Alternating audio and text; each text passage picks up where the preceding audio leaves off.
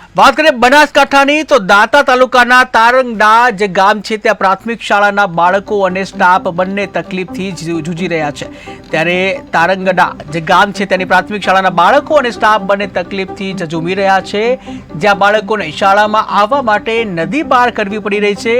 આ નદી પાર કરવા અગાઉ પણ જે કહી શકાય ગત વર્ષે બે બાળક તણાઈ જવાની ઘટના બની હતી અને આમ છતાં સરકાર જાગતી નથી। અનેક રજૂઆતો કરવા છતાં સરકાર સાંભળતી નથી। ત્યારે અહીંયા સગર્ભા બહેનોને પણ તકલીફો પડતી હોય છે, કારણ કે આ નદીનો પ્રવાહ એટલો બધો હોય છે કે જ્યાં આ પ્રવાહ 108 પણ ઝીલી શકતી નથી।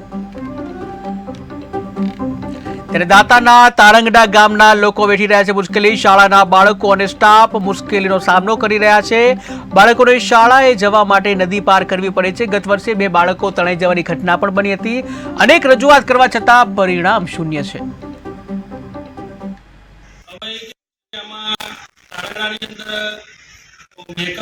પાંચ શિક્ષકો છે અને આ અરવિંદભાઈનું કામગીરી આદેશ બાંબુ સેન્ટરની બાજાવાળા પ્રાથમિક શાળામાં થયેલો છે, એટલે આદેશ અમને મળતાની સાથે અમને છૂટા કરેલા છે અને જ્યારે પગાર બિલ અહીંયા બનાવવાનું થાય ત્યારે અમારા શિક્ષકોના જે બિલો સાથે એમનો પણ પગાર બિલ અમે બનાવતા હોઈએ છીએ। બીજું એક સમસ્યા અહીંયા જાણવા મળી છે કે જે મુખ્ય માર્ગ છે શાળાનો એ પાણીમાં ચોમાસા ઋતુમાં ઢકાઈ જાય છે અને બાળકોને બહુ તકલીફ પડે, શું કહેશો?